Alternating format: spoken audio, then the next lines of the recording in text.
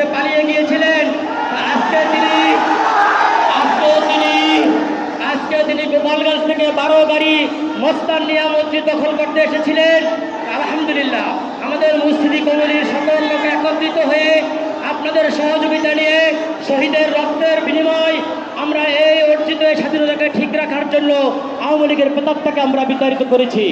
আপনারা ধৈর্য সহকারে বসুন। আমি মসজিদ কমিটির সহ সেক্রেটারি আপনাদেরকে অনুরোধ করছি, মুসলিম কমিটির সহ সেক্রেটারি আপনাদেরকে অনুরোধ করছি, আপনারা বসুন।